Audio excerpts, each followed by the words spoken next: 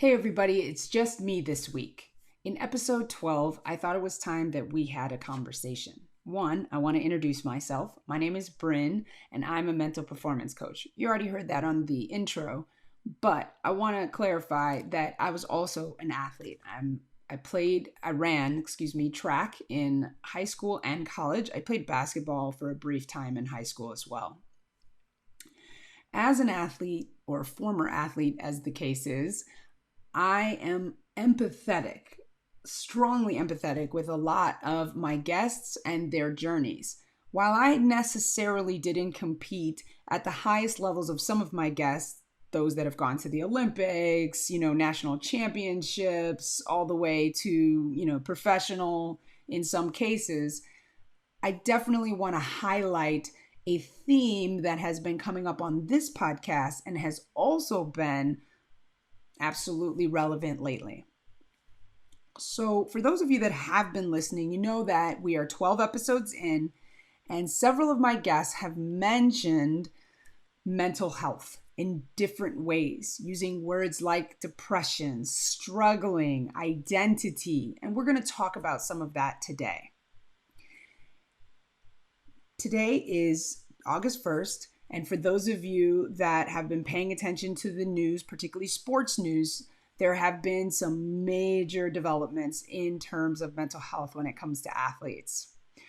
The first happening back, I believe in June, perhaps late May, Naomi Osaka pulled out of a competition citing her mental health. Okay, and this was the French Open, and this was about talking to the press. I actually did ask Marvin Bagley, my guest on episode 11, about that and how he felt about handling the press at the highest level of sport. And so please go listen to that conversation. Now, Naomi Osaka pulled out, and there was just absolute mixed feelings about this from many people. And it was stunning to me that when someone was citing their own mental health, people were using words like, suck it up, come on, you're a competitor, you don't quit at that level. And this is largely coming from people who have never competed at the highest levels of sport. For the most part, almost every single person that had competed at that, showed much support to her. Then, which I believe would not have happened, all right, had Naomi Osaka not publicly talked about her mental health, then just as of late, as the Olympics are going on, we're going into our second and last week of the 2020, the games that were postponed due to COVID, which also bears mentioning here that over the last year and a half, we have been experiencing an unprecedented experience for many people that have left a lot of us reeling, struggling to pivot and figure out our happiness and worth and value outside of our own occupations, and sort of being ripped away from the things that we clung to as methods of outlets and social circles, let alone people who have been competing at the highest levels. Simone Biles in this year's Olympics pulled out of the team competition, and then Wednesday of last week, she also pulled out of the individual competitions, individual all around, and she has also pulled out of the vault as well as the uneven bars, and it still remains to be unseen, still remains to be known whether she will pull out of the floor exercise. All that being said, all right, people were absolutely, I had a friend call me and absolutely up in arms about this. Many people were showing support for Simone Biles. In fact, she cited, due to the outpouring of support and encouragement that she received, she finally was able to believe that she wasn't just her accomplishments and gymnastics. There was more to her than that. And so while on its surface, I want to address that, one could probably know logically, I am not just gymnastics. I am not just my accomplishments, gold medals, world championships, Naomi Osaka winning all of these Grand Slams, beating Serena Williams, who is the GOAT of tennis. and then becoming the GOAT yourself, or at least the number one at this time, the most high-profile tennis player in this current era, it is difficult for athletes to reconcile their value and worth outside of their sport. I want people to understand that, because what is interesting about that you may know is that it is difficult for anyone to reconcile their identity and value outside of what they do, because we value as a society accomplishment, success. It hinges so much on what you do. It's important to note that we are human beings, not human doings. So you are not what you do. You are valuable because you are. And how do we do that though? How do we do that when athletes have been praised, or people have been praised their whole life for their accomplishments? I'm so proud of you for what you did on that test. I'm so proud of you for winning that competition. Oh my gosh, you're so amazing. Who knows what you're going to do next? Oh my gosh. And we get caught up in the hype of just win after win after win after win. And as Naomi Osaka mentioned in her Netflix documentary that debuted this month, people don't prepare you for all the attention and all the pressure that comes with being the world's best. Number one, there's no manual or book that says, hey, by the way, this is going to be really tough on you. This is going to be a strain. Everybody sees all of the wins, all of the glory, but they don't know the story or the athlete or the human behind that, which I mentioned in an Instagram post I did this month. The other thing I want to mention is, I didn't know this, but I found this out. July has now been deemed BIPOC, and if you don't know what that means, it means Black, Indigenous, People of Color, Mental Health Awareness Month. The reason that this became a designation is Bebe Moore Campbell fought for her daughter, who was an actress on the show called In the House with LL Cool J, was going through her own mental health challenges. And there wasn't a lot of people talking about the different pressures or challenges or unique situations that, people of color go through, okay? Particularly Black individuals, but people of color go through as they navigate mental health. They talk about athletes like Simone Biles, Naomi Osaka, Serena Williams, having to navigate sexism and racism while trying to be champions. So there's a unique set of factors for athletes in general when it comes to mental health challenges. And then you add the racism and the sexism of being a female and being a Black female. There's a lot, that's a whole mixed bag of pressure that many people couldn't quite possibly sympathize or empathize unless they were in that situation. And even still, they have the unique challenge of being at the top of their sport, the top of their field. And so that is something that only a rare group of people will know about what they are facing. So if we have a month, in the month of July, Simone Biles comes out, cites her mental health, and a lot of people are like, that's selfish. Do it for the team. Do it for the team. You may have even felt that as a listener of this podcast. Like, why can't she just muscle through? Why can't she just continue and do what she came to do? I mean, the team was counting on her. It is the very fact that the team, the country, the press, everyone was counting on her, which is probably why we were in this situation. Yes, you should be able to be counted on in pressure situations. The interesting fact about that no one really discusses is that most likely because the team was counting on her, because the country's hopes in gymnastics was resting on her to repeat as a gold medalist, the all around, all of that thing, that's exactly why she got into that situation, because the pressure becomes too much and you muscle through, you do it for the team for as long as you can. And then at some point you experience what becomes unbearable. Like, I can't do this.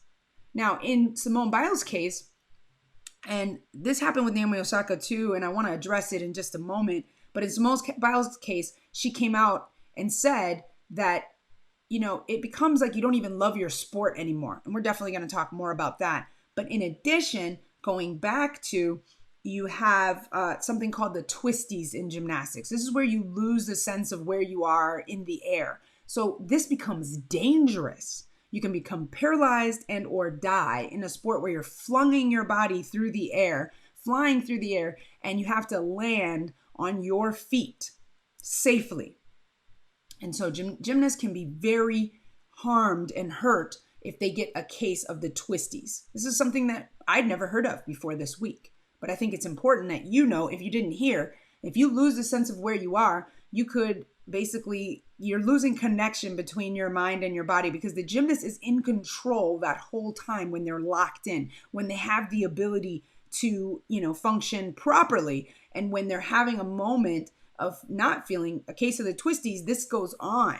It's kind of like the Yips in baseball, for those of you that may know that term, and I'm sure there's a term in football. It's just something where you're just off. You're mentally off. Now, why I wanted to come back to that and speak about it more is that it's interesting because mental health challenges show up as what we call the invisible injury. Had Simone Biles hurt herself and couldn't compete further, people would have been more empathetic because they could see it. They could see that she, a medical trainer had come and said, yep, it's broken, it's sprained, she can't compete anymore. And we would have said, oh, that's too bad. But hey. But interestingly enough, people were citing Carrie Strug of I don't remember the year, maybe the 1996 Atlanta Olympics, where she went back out, she completed her vault to help the team win the gold, landed on one foot, but she had to run down the runway on this ankle that was not okay. And I heard, and I don't know this to be factual, that Carrie Strug no longer competed in any professional sport after that because her ankle was just, she basically ended her career so that she could do it for the team. And while maybe some people would say, yeah, that's mental toughness. The question is, what does it do to somebody who loves a sport, identifies with the sport, and then they reach the pinnacle of their career, they get a gold medal, they win for their team, and then they no longer have that sport or ability to do that for the rest of their lives at the age of 19. And so I'm sure if we ask Carrie Strug, again, maybe she would do it all the same, but I'm sure that what she experienced after the Olympics, which Taiba Hanif Park spoke about in episode 7, is post-Olympics depression, is even greater when you know that you're no longer in that sport again. So, and we'll talk about that. So where I get upset about Simone Biles having to explain herself, or Naomi Osaka having to come out when she originally cited that she couldn't compete or she was not wanting to do press in the French Open, people were like, oh man, why don't you just get over it? What, are you having a bad day? What, are you on your period? Yes, people say ignorant things like that. Ultimately, she had to come out and say, I've been experiencing depression. I've been struggling with all of these things. Now, if you're familiar with HIPAA, there's a privacy when it comes to health, which means I can't, as a medical practitioner, if I were, I'm not a licensed person, but anybody that's a psychiatrist, psychologist, they can't disclose what conversations they have with their clients. And therefore, your medical history is private to you. But yet, if someone says, I have mental health, we're like, show me where it hurts. Show me what's going on because I don't see anything. You look fine. The thing about depression or mental health challenges with countless celebrities that we've lost due to suicide and things like that, the higher the profile, this is what mental illness looks like. If you're watching this, I'm smiling. Sometimes I'm laughing. Sometimes I'm the life of the party. Cite Robin Williams and being one of the funniest people on the earth, but yet struggling in silence with, substance abuse, and then also ultimately taking his life. Now, you may think I'm making this dire, but it needs to be talked about. Invisible injury. Val Whiting, who struggled with found out that she was bipolar and struggled with depression to the point that she didn't even want to play the game that she loved. The coach would look to her. She was one of the top performers on her basketball team in the WNBA. and she couldn't bring herself to go into the game. And yet, people labeled her as unmotivated and not tough. But she knew what she was struggling with was deeper than that, heavier than that. Simone Biles has to come out and tell you exactly what's going on so that people go, oh, okay, maybe there's something to this. Maybe we need to believe that. The thing about mental health, in order to be mentally healthy, you need to be believed. If you have been abused sexually, physically, you are having mental challenges, which, by the way, Simone Biles also was sexually abused. So we have all of these different factors that go on, things you can't see, you can't, physically see on the body of an individual. And yet we have the gall to question whether this person is tough. Never mind that these people have competed at the top levels of sport and achieved greatness.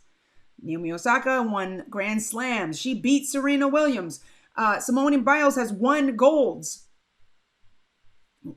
She has 4 moves named after her in gymnastics. And one day she goes, hey, I can't take it. And everybody's like, she's not tough. She's a quitter. That's interesting. Now, there's an article that I read that speaks to the criticism that athletes go through. Here's a statistic that you need to know. 1 in 3 elite athletes has a mental health challenge, struggles with mental health. 1 in 3, okay? So if you're 3 athletes listening to this, one of you might be suffering in silence. Or if you know 3 athletes, one of them is having mental health challenges. Most likely, all 3 of them are. Because I work with athletes, and I'm telling you, this is not uncommon to have these challenges. Outside of any clinical diagnosis, such as depression, bipolar, different challenges, anxiety, things like that. So if 1 in 3 elite athletes is struggling with mental health, then you also need to look at the male-female dynamic. And so 61% of negative feedback in sport happens to female athletes compared to 39% of their male counterparts. Do men struggle with mental health? Absolutely. Richard Sherman, who's a famous, I believe that's his name, please correct me, but he's a famous football player. He's the one with the locks. He was very successful. His name hasn't been in the news so much in a positive light. He's actually had some struggles with the law as of late, and he cites mental health, where he's had some domestic abuse situations, and he, I believe, was arrested for, being somewhere he wasn't supposed to be. So men go through this, and Greg Camarillo spoke about this at length when his roommate in one of his training camps recently was found dead in a hotel room. We don't know the cause of death, but this is happening a lot in football. We're hearing a lot about mental health and the challenges that people go through, and they're typically resulting in football players' case, and often male cases, where you're seeing a lot of them taking out their violence on their loved ones or committing just uncharacteristic acts of a criminal nature, that type of stuff. So with all that, we know that mental health is something that is important. I hope we get that. Taeba Hanif gave us a fact. And so those of you watching the Olympics, silver medalists experience depression at a greater rate than any other medalist, because it's this feeling that they lost the gold, right? You win the bronze because you have to go to a special competition, usually like for example, in soccer, which I'm a huge fan of, there's a special match that you have to win the bronze to even medal, okay? You obviously have to win the gold, but you lose to get the silver. Never mind the journey to going through all the wins that you got to get to the silver match, right? To even be a medalist, but it's that feeling of we were this close to gold. And then, of course, everybody talking about Simone Biles and the fact that the U.S. team went and got a silver without her. So they're good enough to medal at the Olympics without Simone Biles. But her thought was, if I continue to compete, I'm going to bring the team score down, and most likely we won't even be on that podium. But everybody says, but if she would have muscled through, we probably would have won gold. Again, these everybody's are people who don't compete in gymnastics, are just fans, and most likely just want the fact that they can walk around and go, yeah, the U.S. women's gymnastics team won gold. So there's so much going on. And then there's the narrative that Black women are dealing with so much more, right? With the racism element, which Simone Biles happens to be Black, as well as Naomi Osaka. So it's no accident that these women are coming out, and that Simone Biles did this during the BIPOC Mental Health Awareness Month. And she, I'm sure, did not know that, because I didn't even know it was a thing. But everything is happening to bring this to the forefront. And for those of you that think it's just them, we got Nick Swisher talking about when he transitioned out of baseball, what he went through, how he was just sitting on the couch and couldn't get up. And for days, he just wasn't present in his life. And once he realized he was not just baseball, he was able to get up, get back out, and do some things with his life. We got Shea Hillenbrand from episode 4 talking about how he was an all-star, the top of his game. He's flying to the all-star game on a private jet. He's got people that want him to sign their bodies and, are waiting for him and wanting to, just women throwing themselves at him. And he's just at the height of his game. He's making so much money. And yet he hates his life. We've got Val Whiting, who's, as I mentioned, going through depression in episode 3 and being told that, she needs to just get it together. She can't even play the sport that she loves. She can't bring herself to go into the game. We've got Mackenzie St. Onge, who is an Ivy League player struggling with body dysmorphia and also just the mental health pressures of trying to be perfect and navigate the world of collegiate sports and athletics and academics. And we've got Natalie Allport, who is basically Canadian national team snowboarder competing to try to go to the Olympics. And she's struggling with all this mental health challenges as well as she's going through the rigors of her sport, as well as when she doesn't compete in that. And so a lot of these people end up walking away from their sport. They don't love it anymore. They don't want to do it anymore because it becomes too much. And then some people that we don't even know their names, but there are some names, and there's a documentary called The Weight of Gold. I recommend you watch it, especially for those of you that are huge fans of the Olympics. And it's all about those that you never hear about that take their own lives. There's a particular story of a guy that was, everybody's looking up to him. He's the top guy, and I think it was ski jumping or something like that, maybe snowboarding. And he's having a challenge. And one night, one of his teammates sees him, he's up, and he's like, yeah, what if it's not, I'm struggling. And he's like, you're going to be fine. And then, later that guy takes his own life. But he was always laughing, joking, happy, funny guy. So I say all this not to make you feel bad, but to make you aware that this is not just something that we need to see or we need every athlete to explain to us. If you have an athlete in your life, how can you help them with their mental health? That's the question that you may be asking. So what do we do? 1, if you are a coach or you are a parent or you are somehow affiliated with the athletics of your son, daughter, athlete, however they identify, it is very important that you are, 1, talking to them about more than just sport. If you know an elite athlete, ask them about anything other than their sport. Help them understand that they are more than just their sport. They are a human being and they have value outside of their sport. Okay, this is important. Please ask them about anything other than sport when you see them, because everyone else, that's all they're talking about. So help them and they may want to talk about sport, and you may say, well, that's great. I'm so happy. I know you're doing really great out there. Or how are you doing? How are you feeling? Apart from being great and all these accomplishments, how are you feeling? So 1, you can maybe help pivot the conversation to how are they feeling? If they ever need to talk about anything, you're there for them. And then secondly, you can also just talk to them. Okay, well, great. I'm glad to hear that everything's going great with your sport. How's everything else going? How are you doing? What other things do you have going on that you really like about your life? What's another interest that you're interested in? Something like that. Okay. So that's one thing. Secondly, as a parent, coach, somewhere around, find organizations or sports teams, clubs that actually embed mental health, mental performance, mental skills training into their program.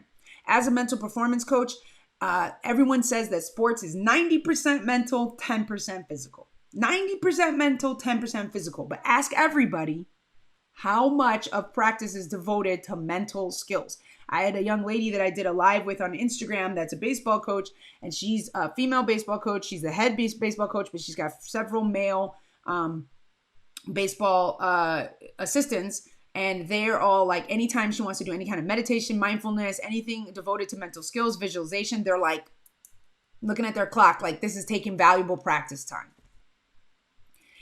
If we are proactive instead of reactive, which is how we've normally been, we are proactive and we start giving young athletes the foundation of mental health, okay, then they have the ability to start to get better coping skills so we don't get to the point of having to pull out of competitions. I still think it's okay to pull out of a competition. I want to be clear about that. If you need to pull out for mental health, then I'm supporting you. But you'll see that more athletes will be mentally healthier as they navigate the highest and highest levels of sport if we start to embed it and are proactive about it. So one, most professional teams have a sports psychologist. Fun fact that you may or may not know, some athletes don't want to talk to said sports psychologist because they are hired by the team. And they believe that if they show any sort of vulnerability or that they're having challenges, that they will be easily replaced. Like in baseball, just call someone up from the minors and replace your butt, okay? Maybe release you, trade you.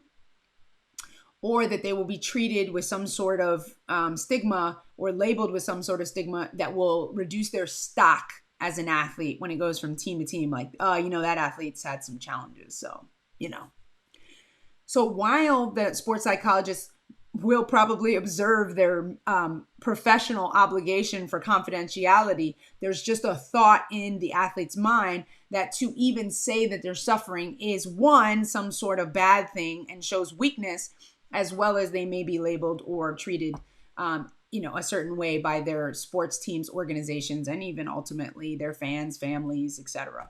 Because in many instances, a lot of these athletes, like Naomi Osaka mentions in her documentary, are relying on their family, or the athlete themselves has taken on the financial obligation of the family because that's what they've always wanted to do, to pay their mom back, buy their mom that house, change the legacy or history of their family's financial futures, and resting that. So you add that layer on top of every professional athlete that has come from meager beginnings.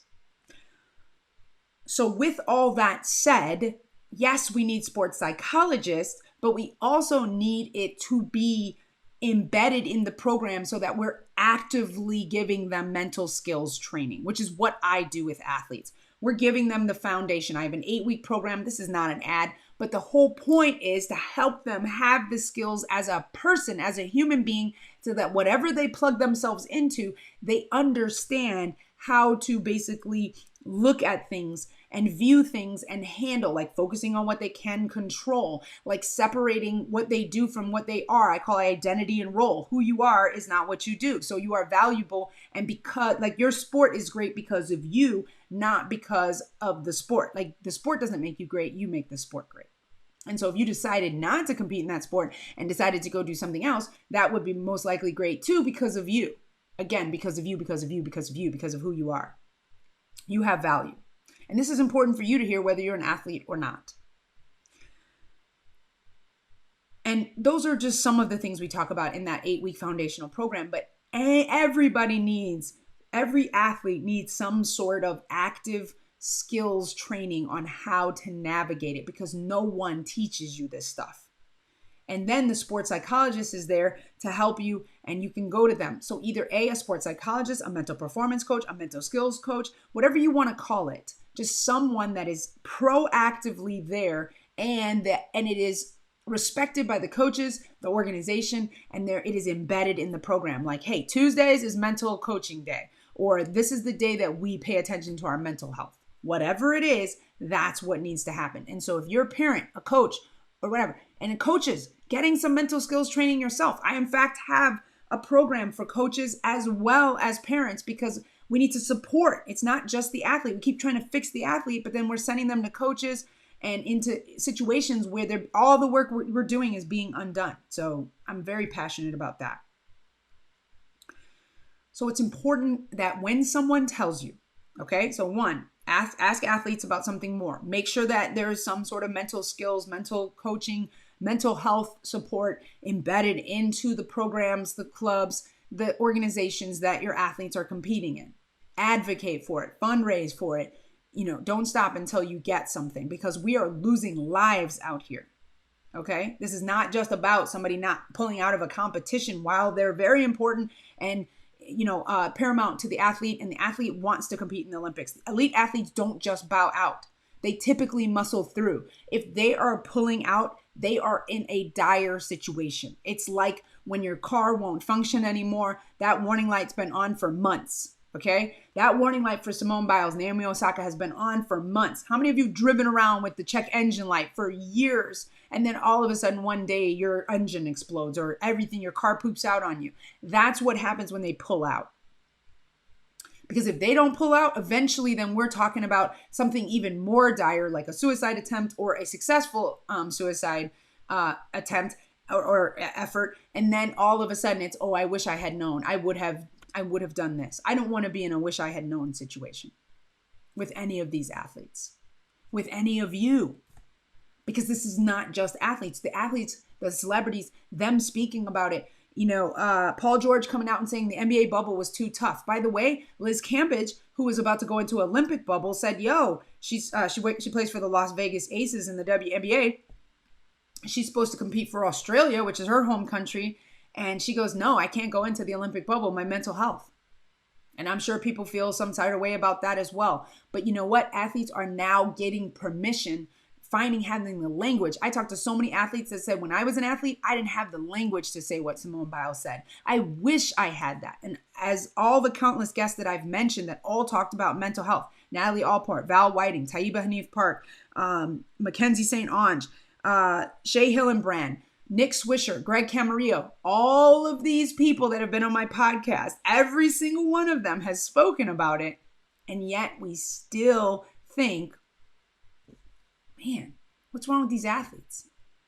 And these are just the ones you hear about. These are the ones that you haven't heard about all these people's stories, but they're talking about it now because they couldn't talk about it then. They didn't have a language for it then. So we need to support these people. We need to support people when they say, yo, I'm struggling. Okay, cool.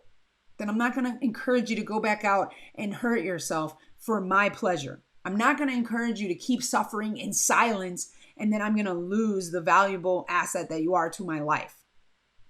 I don't care if Simone Biles ever gets on another floor, another beam, another uneven bars, or does another vault.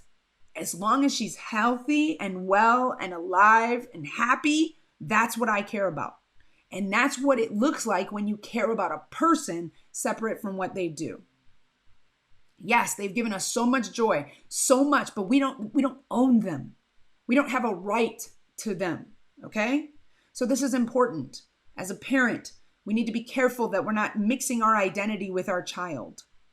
Not getting to the point of being like, well, I'm the parent of that athlete. And I'm not saying that as a parent, you are consciously aware of that. But if there's any part of you that loves what your child does in sport more than they do, you need to check that. You need to bring it into balance. And you need to check where you might be putting undue pressure. And by the way, I talked to a friend of mine, Dr. Xanthia Reddish, who's the mother of Cam Reddish, who's in the NBA, as well as has a son that just started Division I basketball this year, Aaron Reddish. But she mentions that parents don't even know the pressure that they represent to an athlete, even if they don't say anything. So becoming aware of that and constantly reminding your athlete that I love you, I'm proud of you, whether you win or you lose, whether you're the world champion or you're, not even in the sport, I love you. And so if you don't want to do it anymore, I'm okay with that. And that's important that we say that and if we're any member of their family, that we let them know, I love you because you're my whatever, friend, cousin, brother, nephew, whatever, not because you are this amazing athlete. So a couple of things I want you to be aware of. So we need to embed. So I would want to review this. Okay. So we need to talk to them more about sport. Talk to them about more than just sports. We need to get them the mental health support that they need and ask them how they're feeling. Check in on them, let them know they can come talk to us. and that we love them no matter what, right? We also need to embed mental health, mental skills training into sports so that they are getting a foundation of what to draw on and better coping skills, okay? We need to also just educate ourselves and know that this is an invisible injury and we don't need people to suffer in silence, and talk to the people in our lives when they say things and maybe educate them. There's a couple of things I need you to know.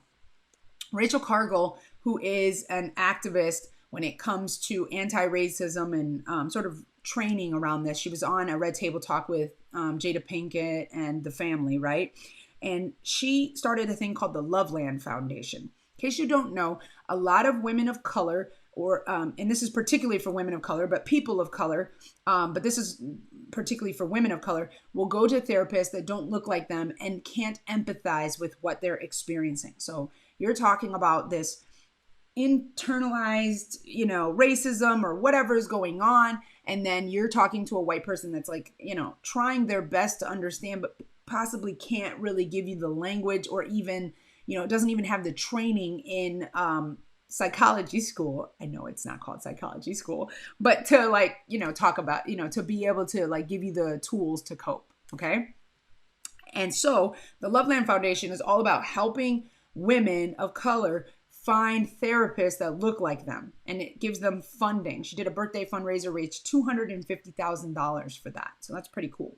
Okay. We've already talked about July being Mental Health Awareness Month for underrepresented, populations, being able to talk about their unique challenges, and giving them resources. And that's like a movement started by B.B. Moore Campbell. Okay. Then, so look into the Loveland Foundation by Rachel Cargle. I'll put all this in the show notes. And then we have the Confess Project. Lorenzo P. Lewis, who is an author, he's starting an initiative to train barbers. They've trained 200 across the country in many cities to have training in 4 core areas: active listening, validation, positive communication, and reducing stigma.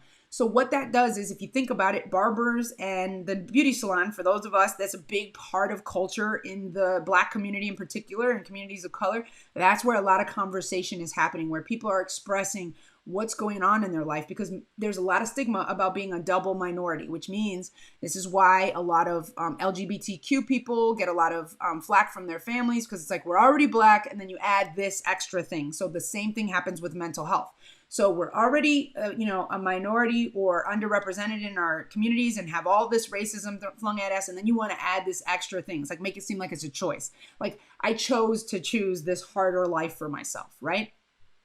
So the Confess Project is about training barbers. And I'm sure there's something, this is particularly for men, but obviously men don't have the same permission to talk about their vulnerability. And so maybe they talk about it in the barbershop where they're amongst their peers. And so having barbers that are trained to maybe even, help with that, and then encourage seeking out mental health support is a great thing. So really kudos to you, Lorenzo Lewis, for that. And we need more of that. So, and just also more Black and brown people in mental health, like as psychologists, as social workers, we need more of that, because a lot of people need to see themselves and know that they can talk about this. And we need to make it normal in our families.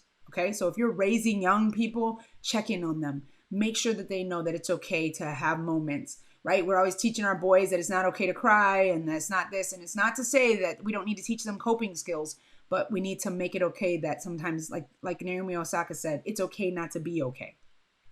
And this is in general. This was said before her, but let's say it again. It's okay not to be okay. So I just wanted to highlight that. I really would love to hear your thoughts below. What are you struggling with? Where have you found resistance to when you've expressed how you've been feeling? And just know that there is support for you. I've given these resources. There's so many more. There's mental health support. Talking about it is happening more. Kevin Love, obviously, in the NBA talked about it. As I mentioned, Paul George talked about it. More and more athletes are coming forward because it's being normalized. And it's not just athletes. You, if you're not an athlete, need to be talking about this. If you're a high performer in any way, if you're identifying with being a CEO, or even the income earner for your family, whatever it is, anything you're identifying with that is not just you, the core of you, right? that is separate from you, your occupation, your accomplishments, your successes, there's a danger to have some mental health challenges. We talk a lot about identity in this and the transition out of sports, the post-Olympic depression, the post-competition depression, and any of you that have had a high-level goal, you accomplishment, and then there's a come down after that. Well, just imagine you're on the world's greatest stage, you go to the highest competition, and then all of a sudden it just gets quiet. Nobody's screaming your name every day, and then you don't know who you are. And Marv talks about this. You can't feed too much into the hype as well as the hate, but it's difficult when you don't have the right supports around you, and no one's been talking to you about this since you were young. Luckily for us, and it seems Marv is doing pretty well because his father has been talking to him about this ever since he had people looking at him since he was in 6th grade. But not everybody has a family that knows or has the language around this, and not everybody has the support. So I just want to say, reach out, find the support systems in your life, educate yourself. Please refrain from any competition of calling somebody a quitter, referencing women with stigma about being too muscular, not enough. Body dysmorphia is huge in sport, and it's not just females, but it's important that we mention that. And particularly in the sport of gymnastics and certain sports. I mean, we got this whole thing going on with the way women are having to be clothed in the New Zealand handball team, and wanting to wear different clothing, and it being like women have to be dressed like this, but it doesn't actually contribute to their thing. I forgot to mention Sha'Carri Richardson and her being told by a reporter that her mother died, and seeking out the consolation or being consoled by marijuana, like finding solace in that, and then being disqualified from the world's biggest stage of her sport, which is track and field, because they only have the Olympics as far as the world's greatest stage for their sport. And then, now being disqualified and being told that, you should have known better. So in general, there's a lot more that we need to do. There's a lot of ground we need to cover, but it's started. And I give thanks to all of these women for being brave, being vulnerable, and being open about what they're going through, because they are pioneers. For anyone that feels sorry for anyone that didn't get to do what they could have done if Naomi Osaka hadn't started the French Open, or if Simone Biles hadn't started the Olympics, I just want you to know that there are millions of athletes that are now able to breathe a sigh of relief because they said something. If you see something, say something. If you feel something, say something. All right. So I think it's really important that we support these people as they come forward, because they're making it easier for the rest of us to be able, and let alone think about what we went through with COVID for the last year, the shared experience of absolute mental strain. And while the numbers and the cases and the deaths are absolutely significant for those of you that have been tracking that and feeling the effects of it personally or as well, by association, I think it's really important to know that there are effects of this pandemic that are large and uncounted when it comes to mental health. And it's not something that we will know the effects of, or it's something we will feel the effects of for many, many, many years to come. And so I just ask and implore you to take care of your mental health. I ask you to check on the people in your life and know that you are more than what you do. You are a human being, not a human doing. And you are valuable because you are. And I love you. And please end any conversation around you that is calling somebody a quitter or not tough enough. If someone says they have a mental health challenge, believe them, and then help them get the support that they need, and protect them with the people around you and the conversations that are being had. And I promise that I will continue to advocate for this, and I will do the same for you. All right, so that was episode 12. Hope you enjoyed it. This is the first of solo episodes. If you'd like more of these, let me know. Send me a DM, leave me a comment. I'll be doing more of these as they go along, giving you some tools and things. But remember the Loveland Foundation, the Confess Project, and many, many more that I won't be able to name because I don't know them all, but Google for mental health resources wherever we can. Let's educate more people, and let's normalize talking about our mental health in these communities. Thank you so much. Have a great day, and I'll see you next time.